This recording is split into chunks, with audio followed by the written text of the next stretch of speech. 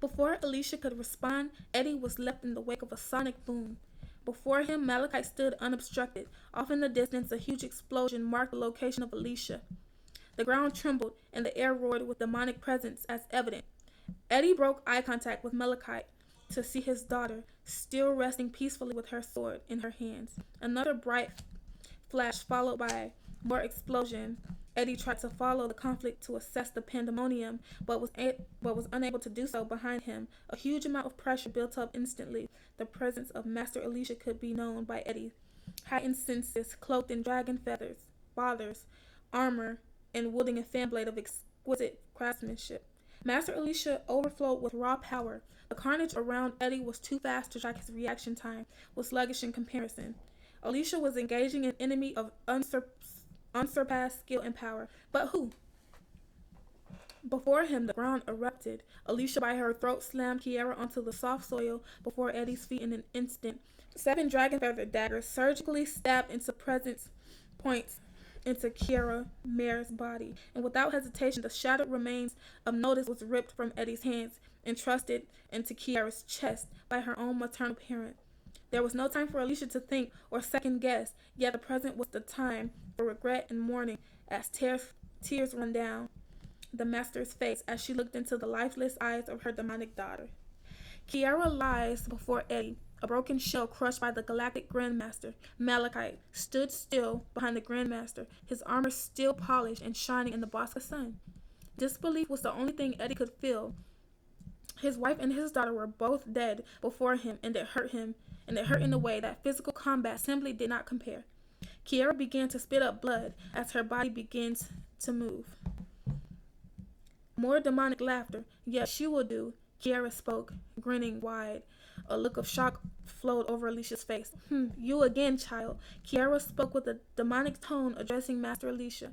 The wounds of Kiara's body began to heal, pushing the dagger out of her body.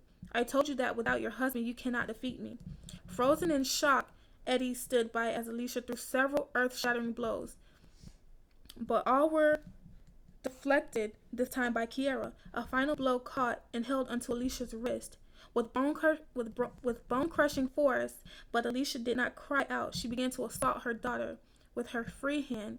None of her attacks landing any blows. Kiara deflected a final attack which knocked Alicia off guard. Then Kiara hit her mother with a destructive wind elemental attack in the form of a blown kiss, which struck Alicia in her shoulder, causing her body to go limp. Pain shot through her, lowering her guard in the process. Right before a final blow could be thrown by Kiara, she lost her grip on her mother's wrist. Mom, run! Kiara spoke in her natural tone, all traces of demonic presence gone within that instant. What are you doing? Kiara questioned. No, stop. Kiara's words were schizophrenia as her hands moved to her own neck. Alicia and Eddie both watched in horror as the pressure built and the flesh tore and her bones shattered, causing her entire body to go limp. Eddie, Kiara spoke, eyes full of tears. Do you have notice? You must hurry. I can feel my neck healing. You have to stop this. I can't. The sword is broken. I told you we should have never left one back at the village of Lynn. How is Kwajalynn? Kiara asked calmly as if her world was not ending. She is fine, my love. There was time to use the sword before it was broken. Then you will have to destroy me, my love. But I can't, Eddie responded. Then I will, Alicia shouted. You can't, mother. Only Eddie can destroy me. Destroy you? I won't kill my own wife. Eddie, Azure Mare is immortal, and I will be a prisoner in my own body. That will be my fate. And when you die, and our children die, I won't be on the other side. Instead, I will be trapped here for all eternity. That is a fate worse than death. But the dagger is broken, and there's no time to retrieve the other one. Then you're going to have to kill us both, or I will kill you after I become fully possessed by Azure Mare, Alicia finished. A single hand caresses his wife's face gently. Eddie reached down to lift his paralyzed wife's limp body. Slowly, his energy level rose. Taking the broken dagger out of her chest, Eddie spoke to Alicia standing before her. Make sure you give that broken blade to Kwajalynn and tell her to go retrieve the other blade from her birth village. She knows where it's located. With nothing to say, Alicia ripped the dagger out of her child's chest. She stood knowing she was powerless to prevent death of her own child and the guilt of knowing that she alone was responsible for her daughter's cursed destiny. Slow at first, Eddie begins to float up into the sky, then breach the atmosphere of BSK Prime. Only after an extended period spent in the void of space did Eddie begin to power up to destroy himself, ending his life as well as the life of his wife, preventing the return of Azure Mare. The sky above rumbled and gray clouds accumulated at an unnatural accelerate rate.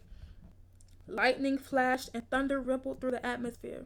Alicia's composure was calm and silent. She just witnessed the death of her daughter for the second time, sacrificed with her husband to save her mortal soul from an eternity of suffering.